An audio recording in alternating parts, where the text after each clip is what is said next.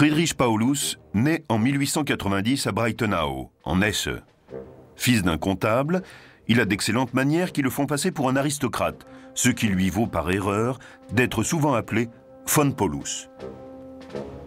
À 20 ans après des études de droit, il entre dans l'armée allemande et est nommé en 1911 sous-lieutenant d'infanterie.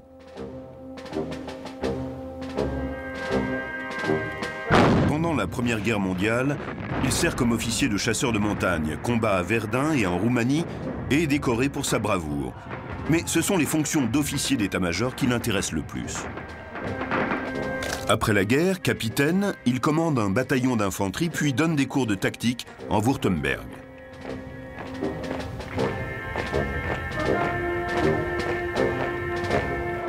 Dans les années 20, alors que grandit l'influence du parti nazi, Paulus approuve, comme la plupart des officiers allemands, la volonté d'Hitler de réarmer l'Allemagne.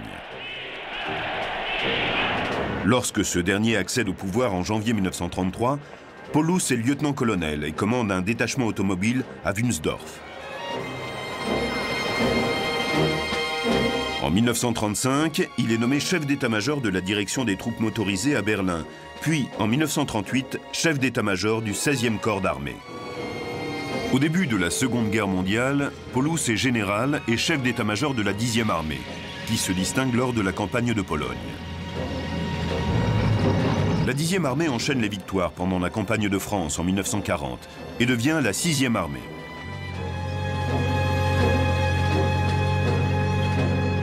Premier quartier maître général au grand quartier général, Oberkommando des Wehrmacht, puis promu lieutenant général, Paulus joue un rôle clé dans la préparation de l'opération Barbarossa, l'invasion de l'Union soviétique.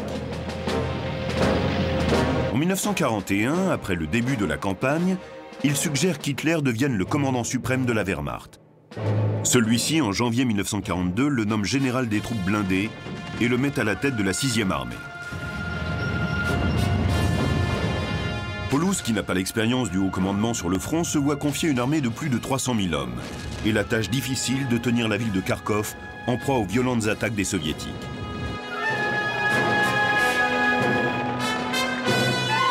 Après avoir participé à la bataille de Kharkov, Paulus doit maintenant démontrer qu'il a en lui suffisamment d'énergie et de détermination pour s'emparer de Stalingrad. Né en 1900, Vassili Tchouikov, fils d'un laboureur, est issu d'une pauvre famille paysanne de la région de Toula.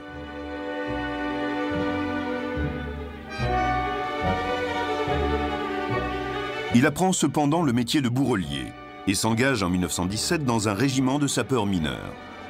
Par son courage, il parvient en février 1918, juste après la première révolution, à devenir élève officier. Promu sous-lieutenant, il est envoyé se battre contre les gardes blancs et est blessé en Pologne. Il n'a que 24 ans lorsqu'il intègre l'académie militaire de Frunze à Moscou. En 1926, il est envoyé à Chongqing comme conseiller du leader nationaliste chinois Chiang Kai-shek. Il va rester près de 10 ans en Chine.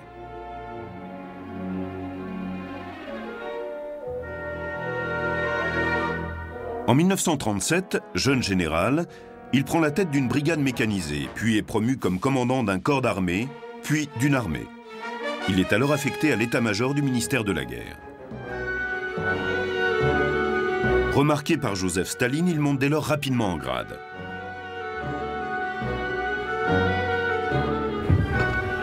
Il participe aux campagnes soviétiques de Pologne et de Finlande, puis repart pour la Chine. Enfin, en juillet 1942, promu lieutenant général, il reçoit le commandement de la 64e armée soviétique alors que se prépare la bataille de Stalingrad. Tchouikov est l'un des plus jeunes généraux de l'armée rouge.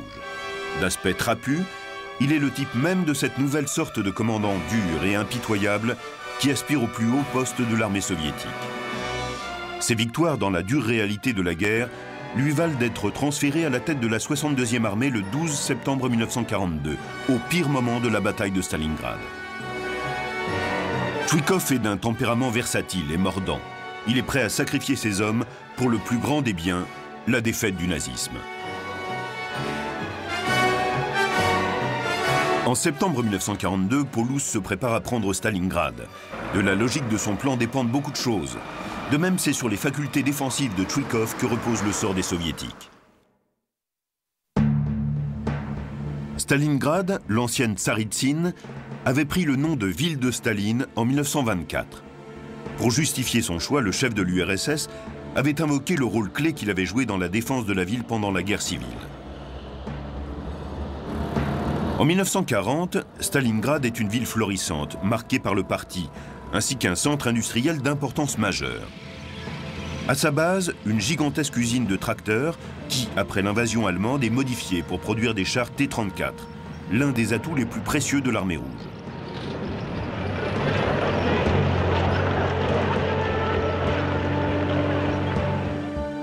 C'est sa position dans la vallée de la Volga qui donne toute son importance à Stalingrad.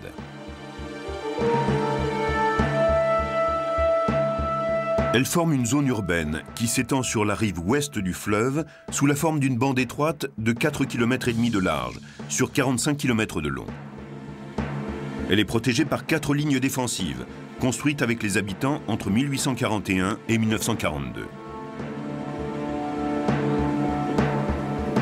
À la fin du mois d'août 1942, Hitler est obsédé par la volonté de s'emparer de Stalingrad. Staline, de son côté, est également obsédé par le désir de la garder, et il donne l'ordre de la défendre à tout prix. Si la ville tombe, en effet, il craint que cela ne soit une menace pour tout le sud de la Russie. Alors que Paulus se prépare à prendre Stalingrad, la ville est la cible de bombardements aériens massifs. En quelques jours, les bombardiers de la Luftwaffe opèrent près de 2000 sorties. La ville subit dans le même temps les tirs intenses et continus de l'artillerie.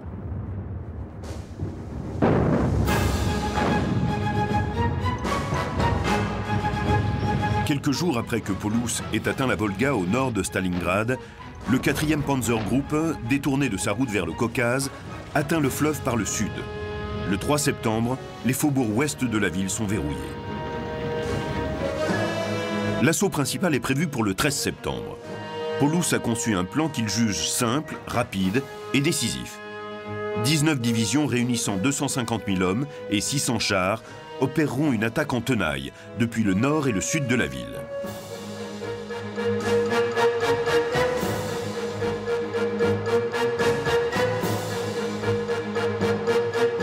Mais le 12 septembre, lorsque Vassili Tchoukov arrive pour prendre le commandement de la 62e armée, il déclare qu'il tiendra la ville ou qu'il y mourra. Paulus dispose au total d'un demi-million d'hommes, appuyés par la puissance de quelques 1000 avions et de plus de 2000 pièces d'artillerie. Parmi ces dernières, le Nebelwerfer, formidable mortier à canon multiples.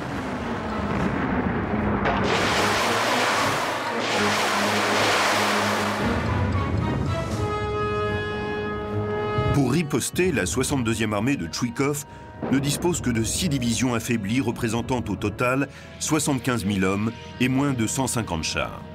Parmi eux, toutefois, une majorité des puissants chars T-34, les plus fiables et les plus redoutables de l'armée rouge.